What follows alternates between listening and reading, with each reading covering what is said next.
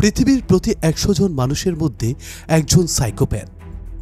প্রতিদিন আপনার আশেপাশে অসংখ্য সাইকোপ্যাথ নিঃশব্দে ঘুরে বেড়ায়। কিন্তু প্রশ্ন, এত কোটি মানুষের ভিড়ে আপনি কিভাবে সাইকোপ্যাথ খুঁজে বের করবেন? সাইকোপ্যাথি টেস্ট করার একটি বিখ্যাত পদ্ধতি ট্রলি ডিলেমা। মনে করুন একটি রেল লাইনে ৫ জন ব্যক্তিকে বেঁধে রাখা হয়েছে। একটি ট্রলি তাদের দিকে ছুটে আসছে। রেল লাইনের পাশে ১৫০ কেজি ওজনের একজন ব্যক্তি দাঁড়ানো। আপনি যদি লোকটিকে ধাক্কা দিয়ে ট্রলির সামনে ফেলে দেন, তবে ট্রলিটি লাইনচ্যুত হয়ে অন্যদিকে চলে যাবে এবং ৫ জন ব্যক্তির জীবন বাঁচবে। আর আপনি যদি লোকটিকে ধাক্কা দিয়ে না ফেলেন, তাহলে ৫ জন ব্যক্তির মৃত্যু হবে। এখন প্রশ্ন, আপনি কি ৫ জন মানুষের জীবন রক্ষা করার জন্য একজন নিরীহ মানুষকে হত্যা করতে পারবেন? বেশিরভাগ মানুষ এ ধরনের পরিস্থিতিতে বলবে অসম্ভব। কিন্তু একজন সাইকোপ্যাথের কাছে এটা কিছুই না, কারণ তার কোনো সামাজিক অথবা মানবিক অনুভূতি কাজ করে না।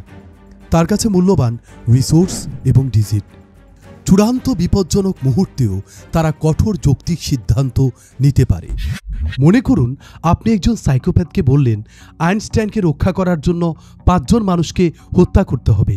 সে সাইলেন্টলি ৫ জনকেই হত্যা করবে, কারণ আইনস্টাইনের চিন্তা কোটি কোটি মানুষের কাজে লাগবে।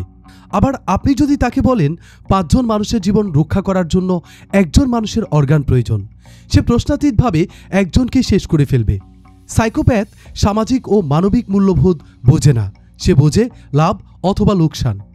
কেমন হবে আপনি যদি এমন কারো প্রেমে পড়েন যে একজন সাইকোপ্যাথ? বিজ্ঞানীরা ফাংশনাল ম্যাগনেটিক রিজোনেন্স পদ্ধতিতে সাইকোপ্যাথদের মস্তিষ্ক পরীক্ষা করে দেখেন সাইকোপ্যাথদের মস্তিষ্কের অ্যামিগডালা পুরোপুরি নিষ্ক্রিয় এবং প্রি ফ্রন্টাল কর্টেক্স অত্যন্ত শক্তিশালী। অ্যামিগডালা আমাদের আবেগ প্রসেস করে, আর প্রি ফ্রন্টাল কর্টেক্স আমাদের আবেগ নিয়ন্ত্রণ এবং যৌক্তিক সিদ্ধান্ত নিতে সাহায্য করে। মানুষের মস্তিষ্কের অ্যামিগডালা বিবর্তিত হয়েছিল আনুমানিক ৫০০ মিলিয়ন বছর পূর্বে ক্যাম্ব্রিয়ান বিস্ফোরণের সময়। মস্তিষ্কের এই অংশটি আমাদের চারপাশের থ্রেট শনাক্ত করে এবং fight or flight response activate করে। উদাহরণস্বরূপ, আপনি একটি ডাইনোসরের সামনে দাঁড়ালে অ্যামিগডালা আপনার মধ্যে ভয় ট্রিগার করবে এবং আপনি সেখান থেকে পালিয়ে যাবেন। কিন্তু এই ধরনের চূড়ান্ত বিপজ্জনক পরিস্থিতিতেও সাইকোপ্যাথরা ডাইনোসরকে চ্যালেঞ্জ করতে পারে। মানুষের মস্তিষ্কের প্রি ফ্রন্টাল কর্টেক্স বিবর্তিত হয়েছিল আনুমানিক ২ মিলিয়ন বছর পূর্বে হোমো ইরেকটাসের সময়। কিন্তু অ্যামিগডালা ও প্রি ফ্রন্টাল কর্টেক্সের যখন যুদ্ধ হয়, তখন অ্যামিগডালাই জয়যুক্ত হয়। এক্ষেত্রে সাইকোপ্যাথরা ব্যতিক্রম। বিজ্ঞানীরা পরীক্ষামূলকভাবে দেখেন সাইকোপ্যাথদের মধ্যে চূড়ান্ত তাপ, চাপ ও শীতলতা সহ্য করার ক্ষমতা আছে। তাদের শরীরের কোনো অংশ কেটে গেলে তারা মজা পায় এবং উপহাস করে। পৃথিবীর অসংখ্য বিজ্ঞানী সাইকোপ্যাথ ছিলেন বলে জানা যায়, যেমন আলফ্রেড নোবেল, জন ন্যাশ, আইনস্টাইন এবং নিউটন। গবেষণায় দেখা গেছে সাইকোপ্যাথদের মস্তিষ্কের কন্ট্রোল সার্কিটে ডোপামিন বেশি, কিন্তু অক্সিটোসিন কম। মানুষের রক্তে অক্সিটোসিন কমে গেলে সে সামাজিক অনুভূতি অনুভব করে না। আর ডোপামিন মানুষের মস্তিষ্ককে রিস্ক টেকিং, সেন্সেশন সিকিং, সৃষ্টিশীল ও উদ্ভাবনী করে তোলে। টেড বান্ডি নামক একজন সাইকোপ্যাথ ছিল, পেশে একজন সিরিয়াল কিলার, যিনি ১৯৭০-এর দশকে অন্তত ৩০ জন তরুণীকে হত্যা করেছিল। কিন্তু সে ছিল চরম আকর্ষণীয়, আত্মবিশ্বাসী, বুদ্ধিমান ও ক্যারিসম্যাটিক। মানুষ তাকে দেখে কখনো সন্দেহ করত না, অথচ তার মস্তিষ্কের অ্যামিগডালা ছিল শীতল। সে ভয়ের অনুভূতি পেত না, অনুতাপ কি তা সে জানত না। সাইকোপ্যাথরা ভুল থেকে শিক্ষা নেয় না, কারণ তাদের মস্তিষ্কে পানিশমেন্টের ভয় নেই। এই জন্য তারা জীবনে বারবার একই ভুল করে। আমরা যখন সমাজের মানুষের কষ্ট দেখি, তখন আমাদের মস্তিষ্কের মিরর নিউরন লাইট আপ হয়, অক্সিটোসিন নিঃসরণ হয় এবং আমরা মানুষের প্রতি সহানুভূতি অনুভব করি। সাইকোপ্যাথরা সমাজের মানুষের কষ্টে টার্ন অন হয় না। মানুষের কষ্ট দেখলে তাদের মস্তিষ্কের অ্যান্টেরিয়র সিঙ্গুলেট কর্টেক্স ও ইনসুলা নিষ্ক্রিয় থাকে। এই জন্য সাইকোপ্যাথরা ব্যক্তির আবেগ নিয়ে চিন্তা করে না, তারা চিন্তা করে সামগ্রিক মানবতা নিয়ে।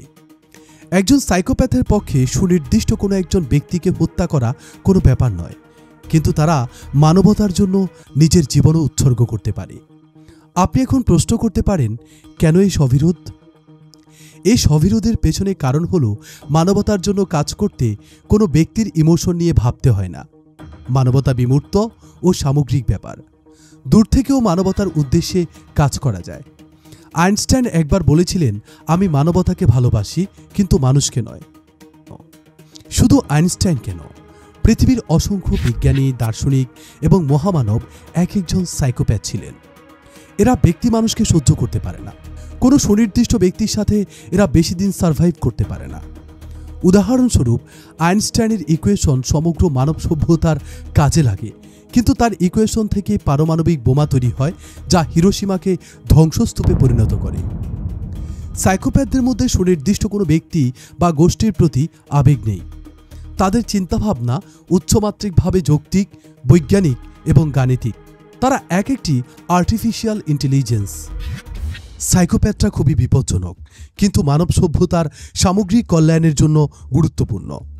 আর এজন্যই প্রকৃতি সাইকোপ্যাথদের প্রিজার্ভ করে।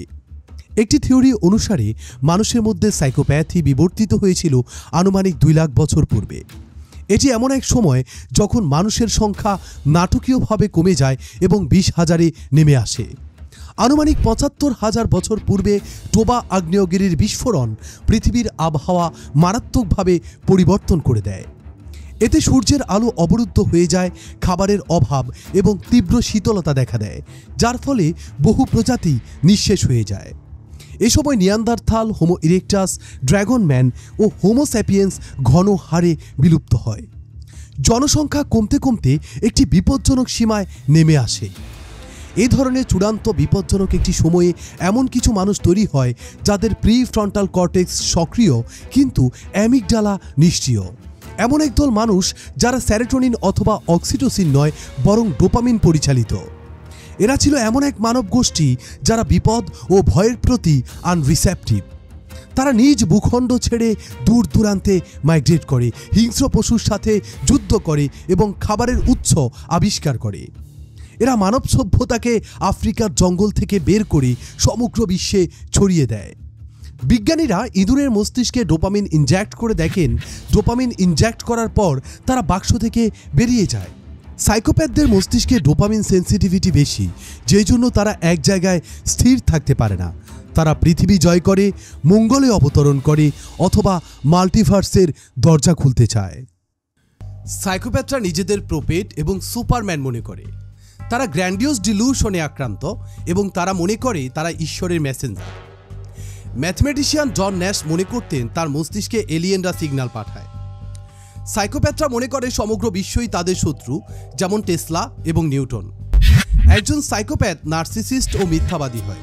সে এমনভাবে মিথ্যা বলবে আপনি ধরতেই পারবেন না, আর আপনি যদি কোনোভাবে তার মিথ্যাচার ধরে ফেলেন, সে এমনভাবে যুক্তি দেবে আপনার নিজেকেই ভুল মনে হবে। এরা মাঝে মাঝে ভয়ানক রেগে যায়, আবার কিছুক্ষণ পর মৃদু হেসে বলে, কই আমি তো কিছুই করিনি। মনে করুন আপনি একজন সাইকোপ্যাথের প্রেম প্রত্যাখ্যান করলেন। সে সবার কাছে প্রচার করবে আপনার HIV। এই জন্য আপনি তার সাথে সম্পর্ক করছেন না। আপনি তাকে ভালোবাসেন বলেই তাকে প্রত্যাখ্যান করেছেন। আপনি যদি একজন সাইকোপ্যাথের জন্য শহীদও হয়ে যান, সে আপনার কষ্ট বুঝবে না। তার মিরর নিউরন অন্ধকার, অ্যামিগডালা নিষ্ক্রিয়। সাইকোপ্যাথদের সাথে সম্পর্ক অথবা ভালোবাসার পরিণতি মর্মান্তিক।